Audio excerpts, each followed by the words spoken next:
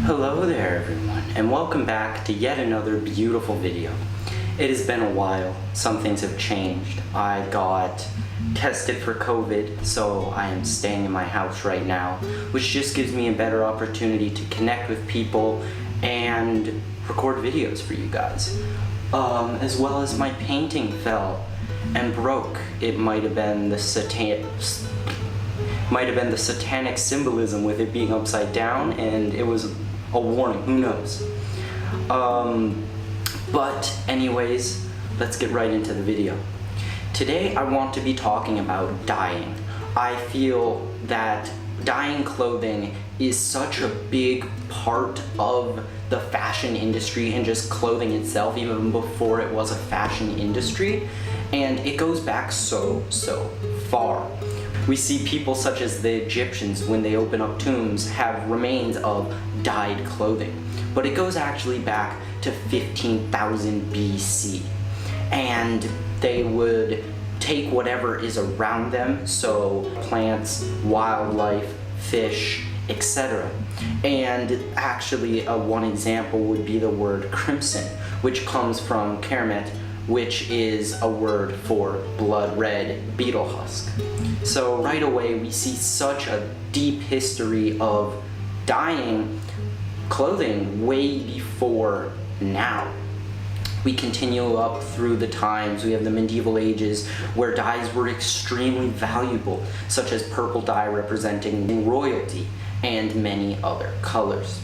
Of course, now we move on to today, where there was way past the Industrial Revolution and synthetic dye was created. Of course, there are many types of dye we can use today. There are natural dyes and many other types that people still use, and that's what I'll be talking about in a bit. Now, what I want to talk about, as usual, would be the avant-garde side and scene of dyes, as I talk about avant-garde fashion usually. So I have two pieces here.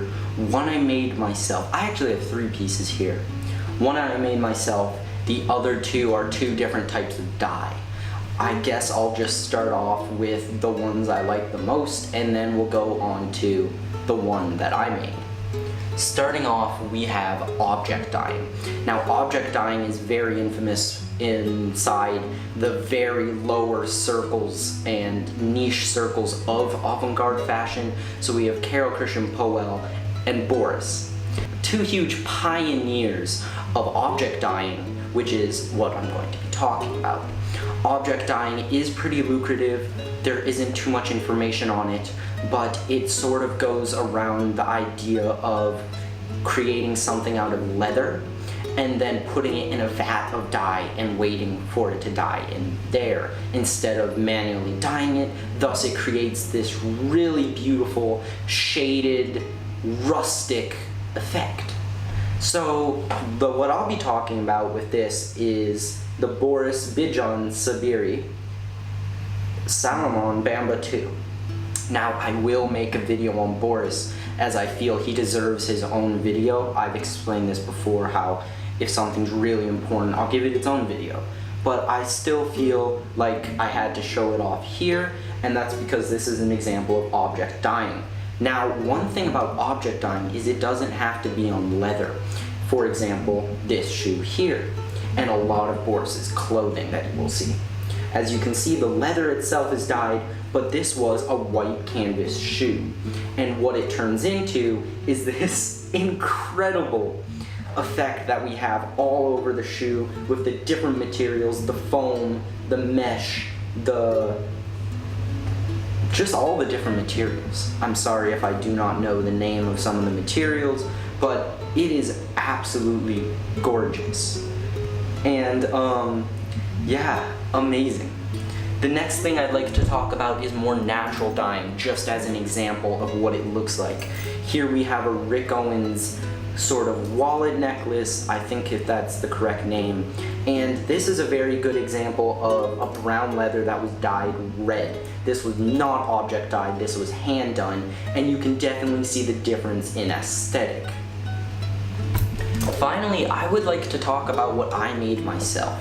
I had the intent to take a white tank top and object dye it brown, just to go with some outfits and newer clothing that I've acquired. Yet I realized that it is pretty hard to find a dark brown dye in Singapore that is a leather dye. They had navy blue for some reason and a plethora of other colors, but not what I was looking for. It's all okay though, as in the end I used a natural dye, which will be our third type that I'll be talking about today. Here I have this tank top from Uniqlo that used to be all white, and I had naturally dyed it with coffee. There are a lot of brands that emphasize this idea of natural dyeing. You can see people such as Geared Towards Gear that really enjoys object dyeing. He's done it before in his videos. Avery is an amazing person. You should definitely check him out. And it's just so much better for the environment in general. When you are a consumer in the fashion industry, any way that you can get rid of such a bad footprint within the industrial sort of area, do it yourself. Now, as you can see on this, it is absolutely beautiful just how it turned out. It's not a tie-dye, it's not an object dye, but it's very close. You can see patches of the brown coffee all over. I used two types of coffee, grounds and instant, for this, as I just wanted to see what the effect of each one would do. And as you can see, the grounds sort of left larger stains along the shirt, while the actual instant coffee itself gave it this beautiful fading and unfading color, this granite of a shirt that I have here. I will have a quick video of me trying it on.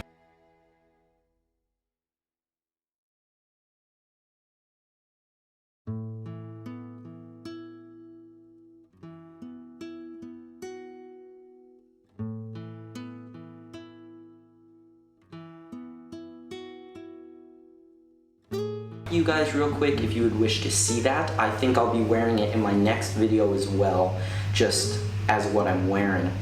So yeah, I hope you guys learned something from this. I am sorry I was away for a while. I will be back now, and as always, have an amazing day.